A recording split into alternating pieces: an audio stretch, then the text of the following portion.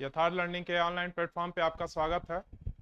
आज हम लोग जीव विज्ञान का एक टॉपिक आता है ब्लड, जिसको पढ़ेंगे। और ब्लड आता है इसको, ये फैन थोड़ा वो कर दिया जाए, नहीं तो आवाज इसका जाएगा। तो ब्लड में जो जीव विज्ञान है, और आरओ के एग्जाम हो या किसी भी एग्जाम में ब्लड से क्वेश्चन आते ही हैं। तो एक चीज और है कि जीव विज्ञान का इससे पहले भी एक सेल पढ़ाया गया था, और इस बार ब्लड है। और ब्लड के ही दो पार्ट में रहेगा। एक पार्ट में तो ब्लड के बारे में बताया जाएगा, इसका बेसिक चीज, और ब्लड के कितने प्रकार हैं, ये सारी चीजें। सेकेंड वाले में रक्त का थक्का जमना और ब्लड ग्रुप, उस सेकेंड वाले में हो जाएगा।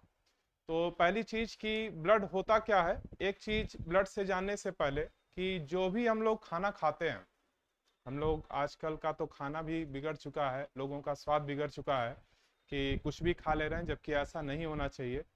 ऐसी चीजें खानी चाहिए जिससे शरीर को लाभ हो। मतलब फल खाएं, या फिर ये जितने चाउमीन बर्गर हैं, इन सब चीज़ों से बचना चाहिए, ताकि जो शरीर हमारा निचोड़ता है खाने के बाद, और बाद में जो ब्लड का रूप लेता है, तो अगर आप पोषक तत्व ही नहीं खाएंगे तो ब्लड पर भी, शरीर पर तो असर पड़ेगा ही। जंक फूड पूरा शरीर का अंदर की सारी चीजें खराब होंगी, और इसके अलावा आपका पोषण कमी हो जाएगा, तरह तरह से नई बीमारियों को भी चैलेंज करेंगे। खैर, ब्लड देखिए एक प्रकार का संयोजी उत्तक बोलते हैं इसको। संयोजी उत्तक माने ये पूरे शरीर में सर्कुलेशन करता है, सर्कुलेट ऊपर से नीचे घूमता है हमेशा। ये ऊपर नीचे घूमता रहता है, इसी की वजह से हमारा जीवन जो है संभव है। जिस दिन ये रुक जाएगा, तो जैसे कोई भी चीज जब एनर्जी में होता है, मोशन में होता है, तो कार्य करता है। शरीर में भी ये ब्लड ब्लड के रूप में ही उसको समझा जाए, तो ये जो शरीर हम लोग का है, इसमें ऊपर से नीचे जो हम लोग का ब्लड घूम रहा है, इसी से हमारी जीवन या किसी भी जीव जंतु का जीवन चलने के लायक है। खैर, यहाँ देखिए कुछ बेसिक चीज इसका देखा जाए। यह एक सरल संयोजी उत्तक है। वही चीज, संयोजी माने ऊपर से नीचे घूमता रहता है एक जगह से दूसरे जगह। और इसका पीएच मान, रक्त का पीएच मान, ये पूछा तो जाता है। इतना छोटा क्वेश्चन है कि अब पूछा जाए तो ठीक ही है, लेकिन बहुत ना के बराबर पूछता है। बच्चे इसको रट गए हैं, क्या बोला जाए इसको, छोटा चीज है ये। रक्त का पीएच मान होता है 7.4। पीएच माने पावर ऑफ हाइड्रोजन भी इसको कहते हैं, और 7 से ऊपर है, ये चीज आपको पता ही होगा, क्षार। और नीचे रहा तो ये एसिड। 7 रहा तो न्यूट्रल, तो 7.4 है, यानी कि रक्त का पीएच मान। वयस्क मनुष्य में 7 से 8% वजन का होता है ब्लड। ऐसे नॉर्मली होता है 5-6 लीटर। जैसे मान लीजिए कोई 100 केजी का आदमी है, 100 किलो का, तो उसमें क्या बोला गया है, 7 से 8%, यानी कम से कम 7 से 8 लीटर उसके अंदर खून होना चाहिए, होता है, होगा ही। जबकि इतना 100 किलो का आदमी एवरेज में कहाँ आएगा, एवरेज में 60 किलो का होता है लगभग। तो 60 किलो का अगर मानते हैं तो 7% निकाल दीजिए, वही 4-5 लीटर। तो 5 से 6 लीटर, 70 अगर 65 एवरेज रहा, जो भी रहा, जितना जिसका वजन है, उसका 7 से 8% निकाल लीजिए, लगभग उतने ही ब्लड होते हैं। महिलाओं में आधा लीटर से 1 लीटर ब्लड कम होता है पुरुषों की तुलना में, क्योंकि पुरुषों में हीमोग्लोबिन भी ज्यादा होता है। हीमोग्लोबिन एक प्रकार का प्रोटीन है, और ये इसमें आयरन होता है, लोहे की क्षमता होती है। और महिलाओं में ये थोड़ा कम होता है, इसीलिए महिलाएं थोड़ा पुरुषों की तुलना में कमजोर होती हैं। तो आधा से 1 लीटर इनमें कम होता है, खास करके महिलाओं में। देखिए, ब्लड के दो प्रकार हैं। ब्लड के दो प्रकार हैं। पहला है आपका प्लाज्मा, जो कि 55 से 60% यही होता है, ये प्लाज्मा है। जैसे अगर मान लीजिए एक बूंद ब्लड है, ये ब्लड तो बना ही नहीं तो क्यों बन गया। एक बूंद ब्लड है, तो उसमें 55 से 60%, 1 लीटर मान लीजिए, तो 55 से 60% क्या है उसमें, प्लाज्मा। बाकी जो आपके 45% अगर हैं, या 40 से 45%, वो आपके रुधिराणु हैं। और रुधिराणु में 3 प्रकार हैं। कौन कौन से हैं, तो आरबीसी है, डब्ल्यूबीसी है, और प्लेटलेट्स है। इन तीनों में आरबीसी सबसे ज्यादा होता है, 95% के लगभग में। तो देखिए ये प्लाज्मा है, इसमें जल की मात्रा, जो अगर केवल प्लाज्मा को निकाला जाए, ये चूंकि लिक्विड अवस्था में होता है, तो 91% इसमें जल होगा। बाकी इसमें कार्बनिक और अकार्बनिक पदार्थ होते हैं। सेकंड है रुधिराणु। इसमें इसके 3 प्रकार हैं। पहले को बोलते हैं आरबीसी, दूसरे को डब्ल्यूबीसी, और तीसरे को प्लेटलेट्स। आरबीसी जो होता है, ये तीनों में, मतलब अगर इस रुधिराणु की बात किया जाए तो इन तीनों में सबसे ज्यादा आरबीसी होता है, लगभग 90% के आसपास। डब्ल्यूबीसी के दो प्रकार हैं, इसको हम लिख दिए हैं, कणिकामय श्वेत रक्त और कणिका विहीन। डब्ल्यूबीसी का मुख्य कार्य क्या है कि ये बाहरी बीमारियों से लड़ता है। और व्हाइट क्यों है? क्योंकि इसमें हीमोग्लोबिन नहीं है, जिसकी वजह से यह सफेद व्हाइट ब्लड बोला जाता है। तो देखिए इसके दो प्रकार हैं, कणिकामय श्वेत रक्त और कणिका विहीन। कणिका रक्त में क्या होगा? इओसिनोफिल्स होता है, न्यूट्रोफिल्स होता है, बेसोफिल्स होता है मुख्य रूप से, और इसमें लिम्फोसाइट और मोनोसाइट्स होता है। तीसरा आपका प्लेटलेट्स है, जो खून को जमाने का काम करता है। अब देखिए कुछ और चीजें, मनुष्य में औसत रक्तचाप जो होता है, ब्लड प्रेशर जो नापा जाता है 120/80, 120 जाने का और 80 आने का, तो इसको प्रकुंचन दाब कहते हैं और इसको प्रसारण दाब। सियोस्टोरिक प्रेशर और डाइस्टोरिक प्रेशर, मतलब इसका क्या है? 120 प्रकुंचन दाब है और 80 प्रसारण दाब है। ये यस TRO है, ठीक है।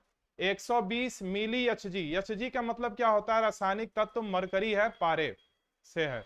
रक्तचाप को डॉक्टर कौन से यंत्र में मापते हैं, ये भी पूछा जाता है, तो वहां लिखा हुआ है स्फिग्मोमैनोमीटर द्वारा। जब व्यक्ति बूढ़ा हो जाता है तो सामान्यतः उसका रक्तचाप क्या हो जाता है? बढ़ जाता है। वैसे भी देखते हैं बुजुर्ग व्यक्ति को गुस्सा उस्सा भी ज्यादा आता ही है, गांव में देखे होंगे जो चारपाई पे लोग बैठे रहते हैं। रक्त समूह की खोज की कार्ल लैंडस्टीनर ने, और डीएनए की जांच आरबीसी में सहयोग नहीं करता। कौन? आरबीसी डीएनए की जांच में नहीं करता, क्योंकि उसमें केंद्रक नहीं होता है। हीमोग्लोबिन में पाया जाने वाला लौह यौगिक कौन सा है? हिमेटिन। और हीमोग्लोबिन की कमी के कारण महिलाओं में खून कम होता है। खून अस्थि मज्जा में यानी बोन मैरो में बनता है। अगर यही बच्चा शिशु रहा तो यकृत में बनेगा, लीवर में। हीमोग्लोबिन ऑक्सीजन का परिवहन करता है, इसमें हीम नामक लाल रंग का पाया जाता है। हीमोग्लोबिन एक प्रकार का क्या होता है? प्रोटीन, पहले ही बोला है। मेल में ये होता है 14 ग्राम और फीमेल में होता है 12 से 13 ग्राम। डेसीलीटर में इसको यूनिट को नापा जाता है, ग्राम प्रति डेसीलीटर। विटामिन, ये एक चीज फिर से, किडनी क्या करता है? जब हमारा ब्लड होता है, जैसे हमारा हीमोग्लोबिन क्या कर रहा है? आरबीसी में घूम रहा है पूरे शरीर में, जहां जहां इसकी जरूरत है, क्योंकि उस ऑक्सीजन के साथ हर सबको का सप्लाई कर रहा है, और फिर से CO2 को वापस भी ले जा रहा है। तो ये काम अपना कर रहा है, ब्लड ऊपर से नीचे घूम रहा है। दूसरी चीज है कि ये क्या बोल रहे हैं, किडनी। किडनी क्या करता है? जितनी भी खून के साथ अवशिष्ट पदार्थ हैं उसको छानने का काम करता है, और उसके बाद फिर मूत्र के उसको निकाल देता है, पानी के सहयोग को लेकर के उसको बाहर कर देता है, मतलब अवशिष्ट पदार्थों को बाहर कर देता है, छानने का काम करता है डायलिसिस मेथड के द्वारा। तो ये किडनी है। विलियम्स हार्वे रक्त परिसंचरण तंत्र की खोज किए थे। रक्त के कार्य क्या हैं? वही बात, शरीर के टेम्परेचर को नियंत्रित करना, रोगों से रक्षा करना, रक्त का थक्का बनना, कहीं का टूट जाए तो थक्का बने, ना बने तो ऐसे ही खून निकलते ही रह जाएगा। और पोषक पदार्थों का परिसंचरण रक्त ही करता है, श्वसन तंत्र हो या हार्मोन्स का भी। बच्चे के पेट में खून लीवर के मेसोडम यानी यकृत में बनता है। एक चीज और देख लीजिए कि यहीं पर जो हमारा शरीर होता है, इसमें जो भी आरबीसी हो, डब्ल्यूबीसी हो या प्लेटलेट्स हो, अगर हम लोग का खून अगर आरबीसी है तो पता है कि उसमें हीमोग्लोबिन है, जिसकी वजह से खून का रंग लाल है। हीमोग्लोबिन है या एक प्रकार का प्रोटीन है, यानी खाने पीने से आयरन अगर बढ़ता है तो हीमोग्लोबिन मजबूत होगा, तो शरीर में आयरन की मात्रा ज्यादा होगी। तो ऐसा ही भोजन ज्यादा सेवन करना चाहिए जिससे आयरन का मतलब ज्यादा हमको मिल सके। बार बार वही चीज कह रहे हैं कि अगर कोई पोषक तत्व अगर बेहतर खान पान अगर रखा जाए और शरीर को उसके नियंत्रण के हिसाब से रखा जाए, ऐसा नहीं कि तेल युक्त चीजें खाएं, वसा युक्त चीजें खाएं ताकि कोलेस्ट्रॉल ही बढ़ जाए, जिसके कारण भी नई बीमारियां शुरू हो जाएंगी। क्योंकि ये जो चिपचिपा या ऑयलिक चीज होता है उसको खाने से हमारा ब्लड क्या होता है? उससे इफेक्ट होता है और तरह तरह की नई बीमारी। इसीलिए ज्यादा भी बेहतर चीज और हद से ज्यादा चीज नहीं खाना चाहिए। ये नहीं कि मुर्गा मीट रोज खा रहे, इस समय तो मुर्गा खाने लायक भी नहीं है, बर्ड फ्लू इस समय चल रहा है गोरखपुर में। फिर है देखिए पोषक पदार्थों का परिसंचरण बच्चों के पेट में, ये खून लीवर बताए हैं। एक चीज और है, रक्त परिसंचरण के 3 लेसन है, हृदय, रुधिर और रुधिर वाहिनी। हम लोग रुधिर पढ़ रहे हैं, इसके बाद बाकी रुधिर में ये भी पार्ट 2 आएगा और उसके बाद उसको देखा जाएगा। सेरोलॉजी क्या होता है, रुधिर सीरम का वैज्ञानिक अध्ययन। अब यहां से शुरू होता है कहानी आपका रक्त का पहला पार्ट प्लाज्मा, आरबीसी, प्लेटलेट्स और आरबीसी, डब्ल्यूबीसी, प्लेटलेट्स, तो ये सेकंड है, रुधिराणु के प्रकार हैं। और पहला क्या है, प्लाज्मा, जो कि सबसे ज्यादा होता है और हल्के पीले रंग का होता है, तरल पदार्थ है। देखिए इसमें 90% भाग जल होते हैं, 7% प्रोटीन, 0.9% लवण और 0.1 ग्लूकोज होते हैं, बाकी चीजें हैं इसमें। पचे हुए भोजन जो भी हम लोग खाते हैं जो पच गया हो, और हार्मोन का शरीर में संवहन इसी प्लाज्मा के कारण होता है। जब प्लाज्मा में फाइब्रिनोजेन नामक प्रोटीन, यह ध्यान रहे, निकाल लिया जाता है, तो शेष प्लाज्मा, जब इस प्रोटीन को आप निकाल लेते हैं तो वो क्या हो जाता है, प्लाज्मा हल्का हो जाता है, मतलब पहले की तुलना में हल्का हो जाता है, और उसी का सीरम जो है निकाल करके बीमारी की जांच के लिए भी ले जाया जाता है। शेष प्लाज्मा के भाग को सेरम कहते हैं, जो बीमारी की जांच में उपयोगी है, इसीलिए उसको लिख भी दिया गया है। प्लाज्मा में प्रोथ्रम्बिक नामक भी प्रोटीन पाया जाता है। प्लाज्मा हल्के पीला रंग का होता है, चिपचिपा होता है, थोड़ा क्षारीय होता है, एल्काइन द्रव्य होता है इसमें। आरबीसी का जीवन काल, सेकंड है ये प्लाज्मा हुआ, सेकंड है आरबीसी, इसका जीवन काल है 120 दिन, 20 से 120 दिन, 20 से 120 दिन होता है। क्या है ये है क्या सर, 20 से 120 दिन होता है। और रुधिराणु का आरबीसी 95% होता है। एरिथ्रोसाइट मृत्यु, ये आरबीसी कहां मरता है, यकृत यानी लीवर और प्लीहा में। आरबीसी का कब्र है प्लीहा, आरबीसी का कब्र है प्लीहा में। भ्रूण अवस्था में इसका निर्माण होता है, भ्रूण अवस्था में इसका निर्माण कहां होता है, यकृत में। ठीक है, दूसरी चीज है आरबीसी का जीवन काल कितना है, आरबीसी का वही 120 दिन, 20 से 120 दिन, 120 दिन है। और जाकर के कहां मरता है, प्लीहा में। क्यों मरता है, कहिए इसमें लाइसोसोम नहीं होता, इसलिए ये कहां जाता है। अब इसका मुख्य कार्य क्या है, देखिए मुख्य कार्य है शरीर की हर कोशिका में ऑक्सीजन पहुंचाना। किसका, आरबीसी का मुख्य कार्य है हर कोशिका में ऑक्सीजन पहुंचाना और CO2 को वापस लाना। सोते समय आरबीसी क्या हो जाता है, 5% कम हो जाता है। 4200 मीटर यानी कि पहाड़ वहां पे चढ़ जाए या 4200 मीटर की ऊंचाई पे चढ़ जाए तो 30% की वृद्धि हो जाएगी। आरबीसी की संख्या हीमोसाइटोमीटर, ये इससे अध्ययन वाली बात, आरबीसी की संख्या किससे मापी जाती है, हीमोसाइट मीटर से ज्ञात की जाती है। थैलीसीमिया एक रोग है, ये आरबीसी जब नहीं बनता है तो ये बनता है। देखिए थैलीसीमिया एक रोग है, इसमें क्या होता है, आरबीसी बनबे नहीं करेगा। प्रोटीन, आयरन और विटामिन B12, फॉलिक एसिड, ये सब आरबीसी के निर्माण में सहायक होते हैं। एक मनुष्य में आरबीसी लगभग 50 से 54 लाख प्रति घन मिलीलीटर होता है। जीवन काल इसका फिर वही बात, 120 दिन, और प्लीहा में जाकर अपना जीवन का अंत कर लेगा। आरबीसी रेड ब्लड कार्पल्स इसको बोलते हैं, एरिथ्रोसाइट, और लाइसोसोम इसका रासायनिक नाम है, एरिथ्रोसाइट। लाइसोसोम इसमें नहीं होता, ये बहुत इंपॉर्टेंट चीज है, इसी के कारण वहां जाकर ही इसकी मृत्यु होती है। और केंद्रक भी नहीं होता, लेकिन ऊंट में और लामा नामक स्तनधारी केंद्रक, इन दोनों में, लामा हो या फिर ऊंट हो, इसमें केंद्रक होते हैं, यानी केंद्रक होते हैं, यानी कि इससे यह हो सकता है कि इनकी आरबीसी निकाल करके आप डीएनए की जांच कर सकते हैं। दूसरा है डब्ल्यूबीसी व्हाइट ब्लड कार्पल्स, क्या होता है, इसको ल्यूकोसाइट भी कहते हैं। लगभग 5000 से 11000, एवरेज है 5000 से 11000, 8-10,000 घन मिलीलीटर है। डब्ल्यूबीसी का 65% लगभग यही होता है डब्ल्यूबीसी का।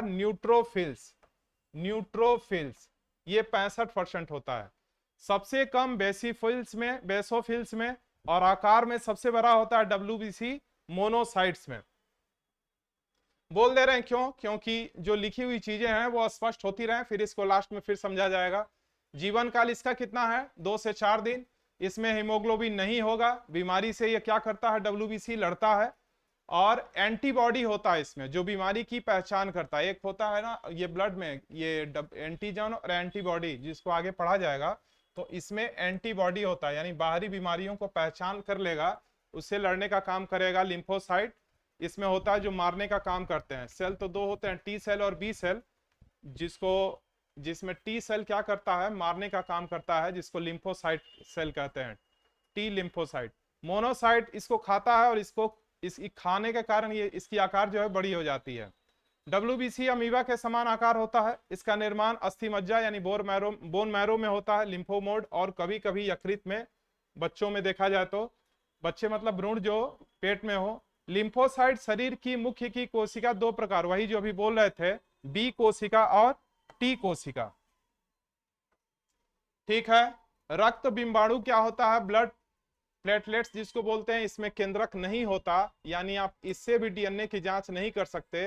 ये शक्ति देता है और इसकी संख्या 1.5 लाख से 5 लाख होती है। जीवन काल 7 दिन होता है। और डब्ल्यूबीसी और प्लेटलेट्स को लाइसोसोम मारता है। लाइसोसोम वही जो सेल है, पूरे शरीर में हम लोग के सेल भरा हुआ है। हम लोग का जो शरीर है मनुष्य का ही बनाते हैं ताकि चीजों को समझना आसान हो। इसमें आपको पता है कि अरबों सेल हैं, ठीक है। इसके ब्लड को निकालिए तो ब्लड में आप क्या पा रहे हैं कि 55% आपको प्लाज्मा मिला, 45% आपको क्या मिला, रुधिराणु। रुधिराणु के 3 प्रकार हो गए, एक हो गया आरबीसी, दूसरा हो गया डब्ल्यूबीसी और तीसरा हो गया प्लेटलेट्स। इसका मुख्य कार्य क्या है, ये खून का लाल रंग है, क्यों? क्योंकि इसमें आपको हीमोग्लोबिन पाया जाता है, उसमें आयरन की मात्रा होती है, एक प्रकार का प्रोटीन है। और ये 95% पूरे, अगर इन तीनों का मिला दिया जाए तो आरबीसी अकेले 95% होता है। ठीक, यानी रुधिराणु को अगर निकाल लें तो उसका 95% आरबीसी ही होता है। इसका मुख्य कार्य क्या है, ये बाहरी बीमारियों से लड़ता है और उसकी पहचान करता है और उसके बाद वो मारने योग्य होता है तो मारता है, उनको खत्म करता है। प्लेटलेट्स क्या करता है, थक्का जमाना, कहीं कट गया अगर वो ना हो तो दिक्कत हो जाएगा। तो शरीर देखिए ऐसा पूरा निर्माण हुआ है हर एक चीज का, जैसे होता है कि हर एक चीज का, कोई कंप्यूटर हो, मोबाइल हो, हर एक चीज का पार्ट का एक अपना रोल है। शरीर में इन सभी चीजों का एक अपना अपना रोल है। और जो भी हम खाना खाते हैं तो वो खाना जाता है हमारे शरीर में, खाने के बाद ग्लूकोज बनने के बाद जब खून बनता है तो बोन मैरो में खून बनने के बाद वो शरीर में पूरी सप्लाई होती है और वो दौड़ता रहता है, जिसके कारण हमारे शरीर में ऑक्सीजन मिलता रहता है और CO2 भी वापस बाहर जाता रहता है। ये सप्लाई चलती रहती है, ये सप्लाई रुक गई तो मृत्यु होना तय है। इसमें अब हर ये जो ब्लड है इनका अपना अलग अलग रोल है। प्लाज्मा जो होता है ये तरल अवस्था है और ये हमेशा लंबे टाइम तक रहता है, इसका जीवन काल नहीं है जैसे उन लोग का 120 दिन है, 4 दिन है या 7 दिन है, इसका लंबा ये हमेशा बना रहता है। आरबीसी जीवन में 120 दिन में समाप्त हो जाएगा, जाके प्लीहा में मर जाएगा क्योंकि उसमें केंद्रक और लाइसोसोम होता नहीं है। और डब्ल्यूबीसी में और प्लेटलेट्स में उनका भी जीवन काल स्पष्ट है कि आपको 10,000 और वो 2.5 लाख से 1.5 से 2.5 लाख वो उनका ये उसमें उनकी संख्या होगी। और 7 दिन ये जिंदा रहेंगे, 4 दिन ये जीवित रहेंगे और 120 दिन ये जीवित रहेंगे। इन लोग का टाइम निर्धारित है, जबकि प्लाज्मा के साथ ऐसा कुछ नहीं है।